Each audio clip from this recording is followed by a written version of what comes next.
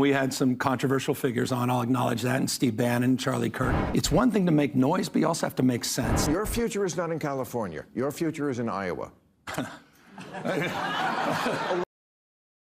All right, we've got some clips of Gavin Newsom on Bill Maher. We've largely glossed over Gavin Newsom's podcast here, so I want to use these clips to see what his wing of the Democratic Party is up to see if his messaging is on the point, where we agree and disagree, and all of that. So give us a like. It's going to be a good one. It helps the channel out a lot. We really appreciate it, and it's free. So let's hop right in with some context needed. It's really been interesting, the reaction to the podcast. I mean, we had some controversial figures on, I'll acknowledge that, and Steve Bannon, Charlie Kirk, and some others. But you're right. I mean, this idea that we can't even have a conversation with the other side. You have to. They won. Thank you. That's it. Bottom line. And by the way, the notion we just have to continue to talk to ourselves or we're in the same damn echo chamber. These guys are crushing us. The Democratic brand is toxic right now. We had a high water mark 2 weeks ago, and that was a CNN poll at 29% favorability. It's dropped in the NBC poll down to 27%. It's one thing to make noise, but you also have to make sense. And I think with this podcast and having the opportunity to dialogue with people I disagree with, it's an opportunity to try to find common ground. I agree and disagree here, so let's discuss both. First, I agree that we do have to go on the spaces that were largely avoided, the Fox News, the Joe Rogans, facing the figures that we might have ignored before. Yes, even the Charlie Kirks, the Steve Bannons, like Gavin Newsom has been talking to.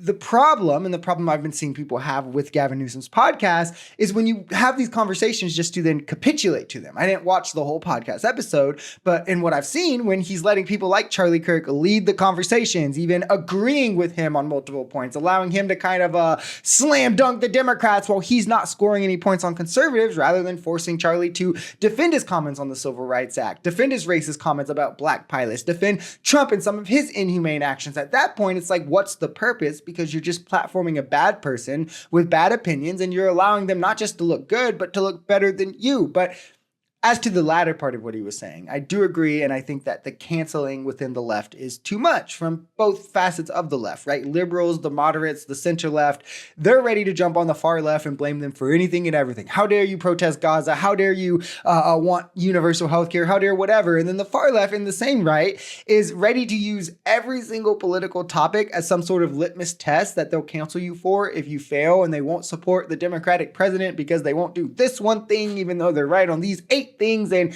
it's stressful. It prevents us from building a meaningful and winning coalition, and it's something I think the left needs to move past. Your future is not in California. Your future is in Iowa. Let's dispense with the bullshit. We need someone who's going to be the champion. Are you going to do it or not? Just come on. Tell us.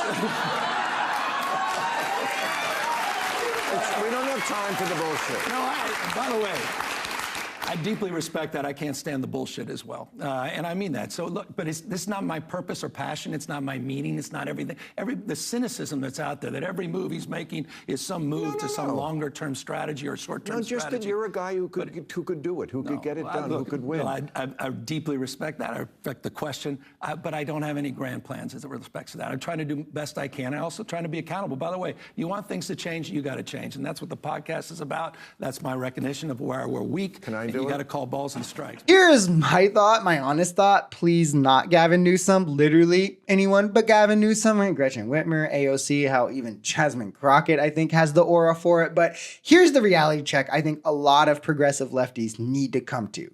If Gavin Newsom is the nominee, I would support Gavin Newsom for president because he can win, because he moves the Overton window to the left. And he's right on more issues than he's wrong on. Don't mistake that. He is politically more on the right side than he's on the wrong side, which is a football field better than we're going to get with any conservative or Republican. I mean, look at what happened with Trump now and Kamala, right? Gavin Newsom has the look. He has the rhetorical ability. He's even got a fine enough record in California to run on. I just want someone a little less corporate, right? A little more progressive, a little bit better opinions on homelessness. But as the left, I think we need to stop letting perfection be the enemy of progress, start coalescing around the moments we do have, and take what we can get and build from there, and understand that the Overton window is our biggest enemy right now. I know you're the governor of everyone in the state, and those are... Can you name 3 people who ever wanted to go from Smithshed to Bakersfield? I mean, I feel like, I'm just saying, it's like... Let me challenge the premise, because I think in many respects this goes to, I think, the state of the Democratic Party. And I mean this with respect. The Central Valley in California is one of the fastest growing parts of the state. It's predominantly rural, yes. It's predominantly Republican, yes. But it's an incredibly important part of the state. And I think we, at our own peril, we talk down to people in the Central Valley. And I think a lot of people extend that as part of the problem with the Democratic brand. We talk down to people, we talk past people. I think it's an incredibly important part of the state, not just because I represent the state. By the way, that represented that part of the state, probably the largest share of my recall vote.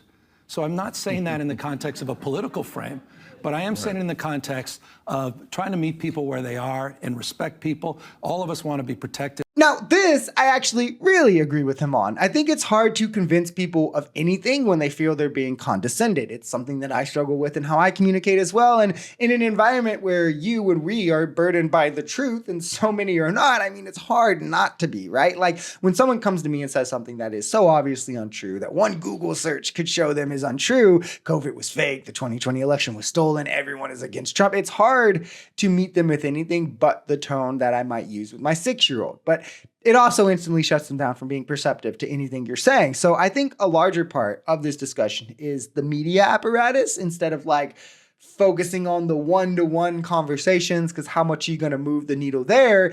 I don't think, and I'm not saying we're going to podcast our way out of this alone. I think that's silly, but I do think having an environment where we can have our message, you know, beat into people's heads at the same level of the right, where if Trump does anything, the right wants to get anything, they have 20 podcasters falling in line, Fox News falling in line, all of that. We don't have that on the left, right?